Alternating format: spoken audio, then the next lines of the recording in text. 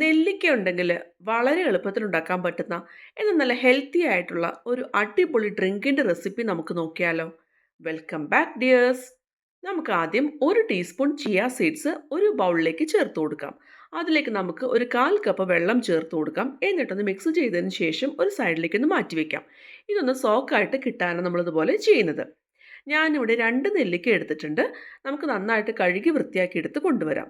ഇനി നമുക്ക് ഈ നെല്ലിക്ക ചെറിയ കഷ്ണങ്ങളാക്കി നുറുക്കിയെടുത്ത് കൊണ്ടുവരണം.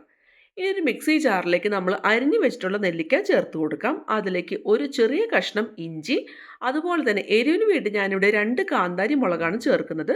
നിങ്ങൾക്ക് വേണമെന്നുണ്ടെങ്കിൽ പച്ചമുളകായാലും ചേർക്കാം. കുട്ടികൾക്കൊക്കെ കൊടുക്കുകയാണെന്നുണ്ടെങ്കിൽ എരിവിൻ്റെ അളവൊക്കെ കുറയ്ക്കാവുന്നതാണ് കേട്ടോ. ഇനി അതിലേക്ക് ആവശ്യത്തിനുള്ള ഉപ്പ് ചേർത്ത് കൊടുക്കാം. എന്നിട്ട് 1 കപ്പ് നന്നായിട്ട് തണുപ്പിച്ച വെള്ളം ചേർത്ത് കൊടുക്കാം. ഇനി ഇതെല്ലാം കൂടി നമുക്ക് നന്നായിട്ടൊന്ന് അടിച്ചെടുത്തിട്ടൊന്ന് കൊണ്ടുവരണം. ഇപ്പം നമ്മുടെ നെല്ലിക്കയുടെ മിക്സ് ഇവിടെ റെഡി ആയിട്ടുണ്ട്. നിങ്ങൾക്ക് വേണമെന്നുണ്ടെങ്കിൽ ഇത് അരിച്ചെടുക്കാം, പ്രത്യേകിച്ച് കുട്ടികൾക്കൊക്കെ കൊടുക്കുകയാണെന്നുണ്ടെങ്കിൽ. പക്ഷേ നമ്മൾ മുതിർന്നവർക്കൊക്കെ കുടിക്കാനാണെന്നുണ്ടെങ്കിൽ ഇത് അരിക്കാതെ അതേപോലെ തന്നെ കുടിക്കുന്നതാണ് എപ്പോഴും ആരോഗ്യത്തിന് നല്ലത്.